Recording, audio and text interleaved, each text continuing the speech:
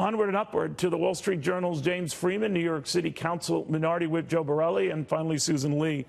Susan, leaving these other accusers aside because the committees would want time to get to talk to them and apparently not in the public venue that is scheduled for tomorrow, how do you think this is going to go? What should we be watching? Well, I think Mitch McConnell said it best. He says there should be an adherence to fairness and a presumption of innocence until proven otherwise. And I think that's pretty much what the senators should be looking for in these hearings tomorrow and really throughout the rest of the week for the vote. You know, Joe, I'm wondering, though, how would a Democratic senator on that panel pass up an opportunity to at least throw a question on these other allegations? Well, you're not going to see that. You're going to see the Democratic senators playing for the cameras and not playing for transparency or honesty or openness or even to convince their colleagues. You would see that, right? Well, that's what I'm saying. You're going to see them all about just trying to bring up as many sordid details from these other accusations without any corroborating evidence whatsoever. If the message and the topic stays on Kavanaugh's alleged behavior and not his probable actual behavior,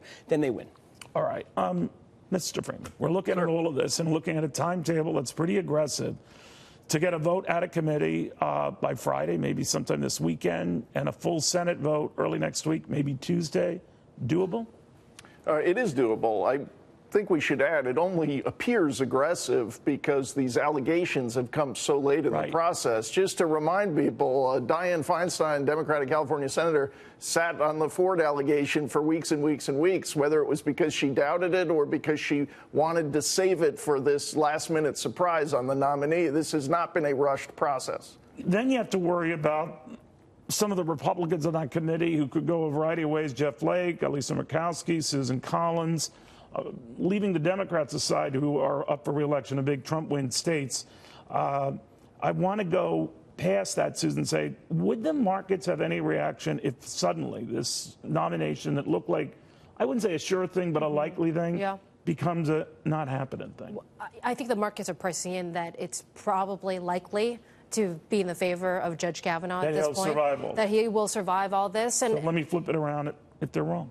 Well, you're looking at the market moves today with this third accuser coming to the forefront. No impact so far. You're right about We're focusing instead on fundamentals and what the Federal Reserve is going to do in a few hours' time. Yeah, someone was saying that, too, that the markets are under the belief that whoever, if worst case scenario, and the judge doesn't make it, which is a leap, but no one's saying that yet, the president appoints someone equally conservative and all that. The president will still get his way. Do you buy that? Well, suppose they call Amy Coney Barrett out of the bullpen. I mean, the average length of time for a nomination to confirmation is 10 weeks. So it does put them after the midterm. But if you look at the latest polling, you have Donnelly down, Heitkamp down, McCaskill down, and Nelson all down in the latest polling. So there doesn't seem to be a scenario where Democrats kick the can and it has some type of advantageous play where a conservative is not nominated. So you're working under the assumption that Republicans at least hold the Senate, which is crucial here because they decide. I'm working on the assumption that Kavanaugh gets confirmed. But, yeah, I am working on the assumption that that Democrats hold. Understood. James, I kind of agree with what Susan was saying here, that this is not among the factors Wall Street looks at. Trade, more to the point, getting very tough, with China staying tough, even incriminating the Chinese to say that they might try to mucky up the midterms. That's more of an issue than this. Do you agree? Yeah, I think on a short-term trading basis, this isn't as big as some other things. I think markets generally, over the long term, they like the rule of law. This is a judge who is saying, I like the rule of law. I like the Constitution as written. I don't like making up new interpretations and new ideas that aren't in the text and aren't in precedent. So I think long-term markets like the stability, the adherence to the Constitution that a Kavanaugh represents, but I wouldn't expect huge market moves either way on a particular I think nomination. it was Rush Limbaugh, and I hope I got it right. You can correct me, Susan, if I don't, that was among those saying they failed to get this guy in the Supreme Court. They're going to get blown out in the midterms. I had a flip view of that. If this doesn't happen, it's going to galvanize such Republican anger. Right. It will prompt more Republicans to show up at the polls in the midterm. I agree. And look at the approval rating, the highest in 8 years, I think, for the Republican Party. Republicans, right. Yeah, so I do believe that you're right. If they don't get the judge through, it will probably galvanize the Republican base, and they probably need it, especially in the midterms. Joe, a lot has been said and written about suburban female voters, women voters, and that they don't like the way Republicans have been going through this process.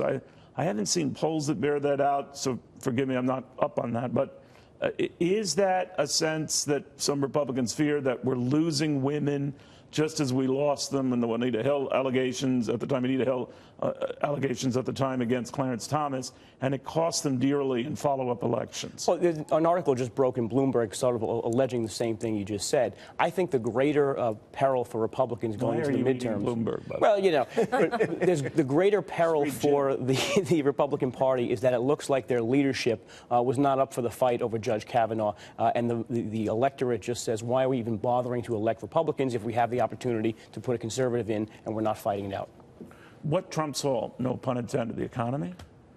I think the economy is huge. I think you look at that roughly 20 to 25 point improvement over the last 2 years in the right track, wrong track. The question to voters of the direction of the country, I think that says a lot. The economic numbers are good. But I think what's unfortunate here in terms of what trumps all in this confirmation process is who's going to be better on TV tomorrow. We're down to that. And so this is a high-risk mission, I think, for both parties in a way. Yeah, she does a credible job. All bets could be off, right? I know people are going to believe who they're going to believe. That can't change. Yeah, you know, it is a reminder of 1992 and what happened there with Anita Hill and Clarence Thomas. But it's not a legal proceeding, right? What do we get out of it? Is it just optics and persona and who you believe more at the end of the day? Do you vote on that?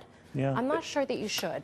And just to add, Republicans do have a challenge among suburban women, but I think there is a media assumption that, and it's sort of that all suburban women think accusations should be believed without further evidence. I don't know if that's a leap you can make politically. So we'll see. I suspect people have different views on this and might like to see some more corroborating evidence on some of these cases.